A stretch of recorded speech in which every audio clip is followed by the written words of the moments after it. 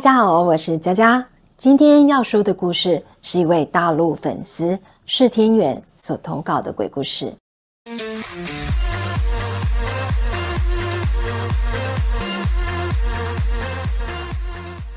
因为内容挺长的，所以我们直接进入故事吧。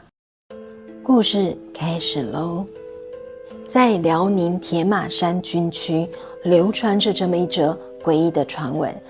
在多年前，铁马山军区举办了一场跨年联欢会，当天邀请了非常多军官的家属来参加，其中有一名军官呢，据说是师长的亲戚，美其名说是来军营受训学习，实际上是来这里混日子镀金。后来在联欢会这一天，他偶然呢在现场看到了一位女家属，长得非常漂亮。这名军官因为酒精的麻痹，竟然起了坏心思。他趁这名女生去上厕所的时候，假装也要一起去厕所，然后一路跟随这位漂亮的女家属，结果趁机对她做了坏坏的事，把她给凌辱了。当时这名女生拼命的叫喊，但是因为厕所距离联欢会的大食堂比较远，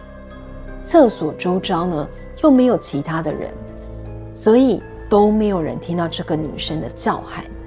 后来完事之后，这名军官因为害怕事情败露，因为军人犯法是罪加一等，所以借着酒胆，他干脆一不做二不休，起了杀心，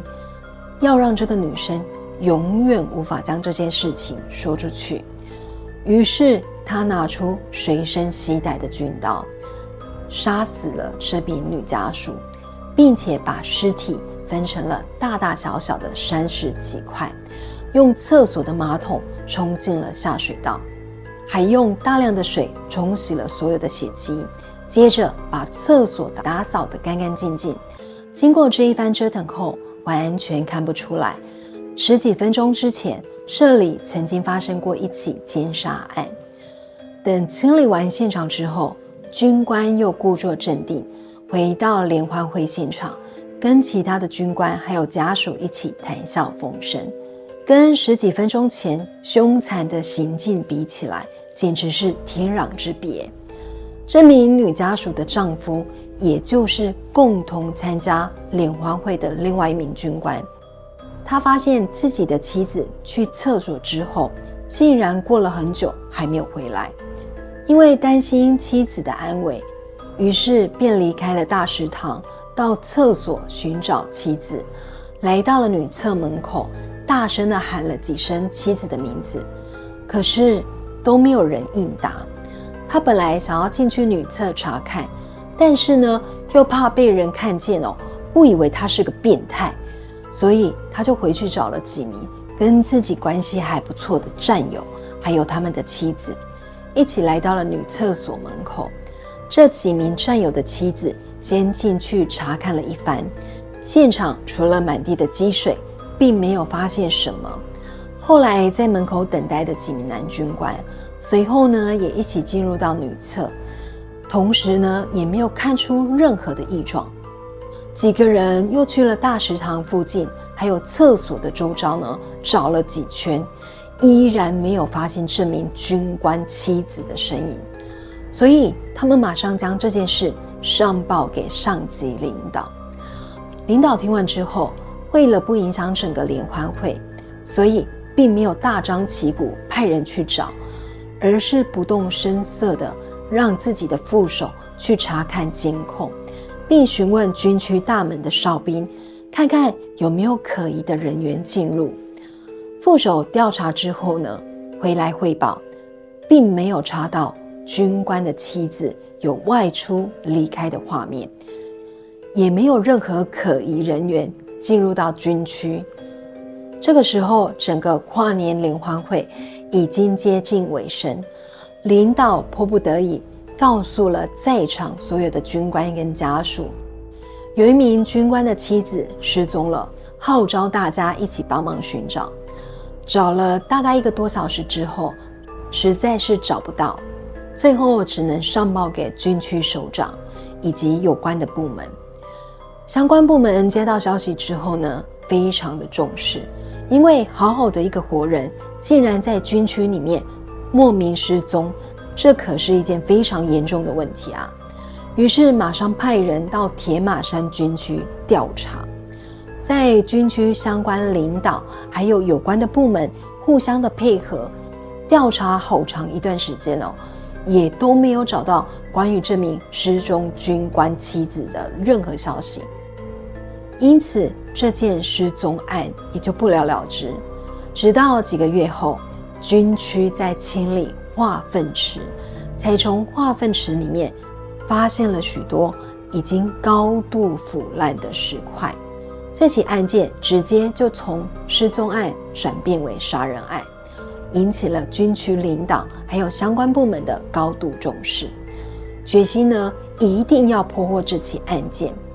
在几个月之后，凶手终于落网了，但是凶手的家人花了大量的金钱向有关的部门行贿，做师长的亲戚呢也上上下下的帮忙打点，最后凶手竟然被军事法庭以证据不足为由无罪释放。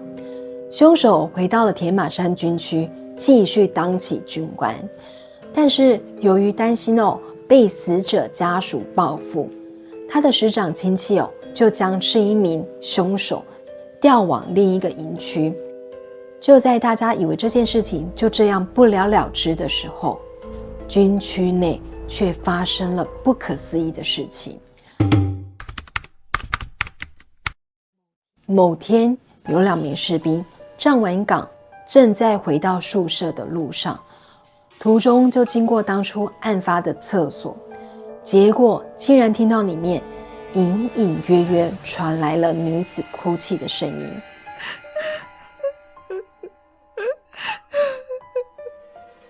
离厕所越近，听得越清楚。2名士兵担心有人在厕所里面出事，于是站在外面大喊：您好，我是军区的哨兵，请不要害怕，如果你需要帮助，请向我们说明，我们马上对你实施救助。这一句话一刚说出口，里面的哭声立刻就消失了。2名士兵又问了2遍，但是还是一点动静都没有。其中1名士兵就说：咱们应该向领导汇报吧，请示一下我们该怎么办。于是就拿出随身携带的对讲机，按下了通话键，跟领导报告了这个情况。可是就在汇报完还没有松开通话键的时候，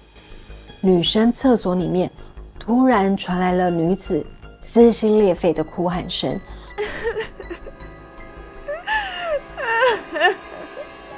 这次的哭声比刚刚的还要大声，就连对讲机那一头的领导也听到了这个声音。领导立刻对这2名士兵说：你们2个站在厕所门口，不要动，也不要进去，我们马上派人过来。2名士兵吓坏了，于是背靠着背站在厕所门口警戒四周，就连大气都不敢出。过了大约5分钟之后，就看到宿舍方向有一帮人跑了过来，是军区里面的一位连长带着一个班的士兵都跑到了这里。连长上来就问：你们2个除了听到哭声，有没有看到什么人进出，或者是其他可疑的情况？这2名士兵回答：只是听见厕所里有哭声，没有看到任何人出入，也没有任何可疑的情况。连长对着身后的士兵说：所有的人打开手电筒，跟我一起进去检查。命令一下达，所有的士兵都从身上掏出了手电筒，并且打开，随后就跟着连长进入到厕所。一进去厕所之后，映入眼前的是一件诡异的红色连衣裙，紧紧地贴在厕所的墙壁上。除了这个之外，厕所里面根本没有任何的人，也没有任何奇怪的物品。所有的人把厕所里里外外检查了一遍，确认除了那件诡异的红色连衣裙之外，完全没有任何的物品，也没有任何可疑的人物。带队的连长就立刻下令，所有的人离开厕所，墙上的裙子谁都不要动。士兵一听到这个命令，大家立刻呢都从厕所里出来。结果就在大家呢一离开厕所之后，厕所里的哭声就立刻响起。